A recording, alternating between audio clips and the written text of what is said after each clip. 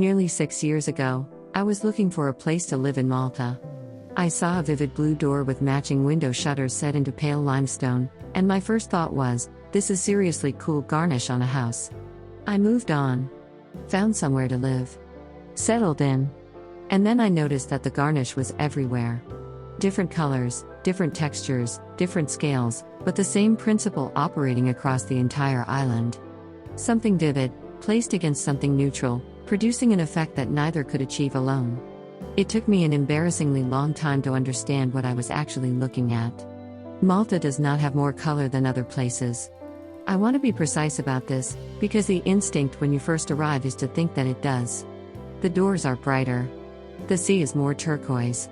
The trees are more orange. Everything seems turned up slightly beyond what you were expecting. But spend enough time here and you realize the colors themselves are not unusual. Red doors exist everywhere. Flamboyant trees grow across the entire Mediterranean and beyond. Turquoise water is not a Maltese invention. What Malta has is the backdrop. The limestone. That particular pale, almost chalky cream that covers the island, the buildings, the walls, the cliffs, the roads. In summer, under the specific quality of Mediterranean light that flattens and bleaches everything it touches, the limestone becomes something close to neutral. Not white. Not gray. Just present. Waiting. And against that backdrop, a red door does not just exist. It announces itself. A blue shutter does not merely cover a window. It has an opinion.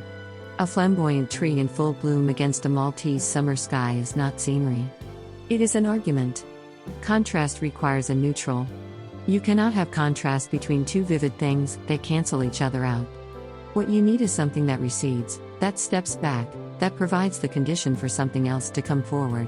Malta has been providing that condition, in limestone, for approximately 7,000 years. Every occupier built in it. The Phoenicians, the Romans, the Arabs, the Knights, the British, all of them reached for the same local stone, and all of them produced the same backdrop. Not because they were coordinating with each other across the centuries, but because there was nothing else. The limestone is what Malta is made of. Literally. And into that backdrop, generation after generation, people have been placing color. The Maltese painted their doors and shutters in deep reds, blues, greens, and yellows long before anyone was thinking about aesthetics as a concept. The fishermen painted their boats, baluzzas, with their eyes on the prow, in combinations of color that would look eccentric anywhere else and look inevitable here. The Baroque churches commissioned gilded interiors so extravagant they stop you mid-thought, and they work because outside, everything is limestone. The interesting question is whether any of this is intentional. I do not think it is. Or not entirely. I think what happened is that the limestone created the conditions, and the people responded to them over centuries without necessarily articulating why.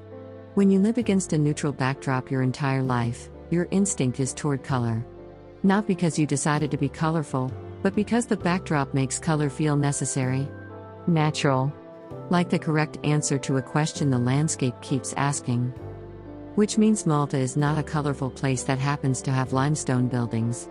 Malta is a limestone place that keeps producing color because it cannot help it. There is a version of Malta that gets written about constantly. The history, the archaeology, the festa, the food, the traffic, the development. All of it is real and all of it is worth attention. And then there is this. The thing that happens when a red door meets a pale wall in specific light. The thing the limestone has been setting up for 7,000 years without anyone asking it to. I do not know if the Maltese are aware of what they have. My suspicion is that they are, in the way that people are always aware of the things they have lived with long enough to stop seeing. Perhaps that is what this channel is for. Looking at what stops being visible when you live somewhere long enough. If that's the kind of looking you like doing too, stick around, there's a lot more of the island left to notice.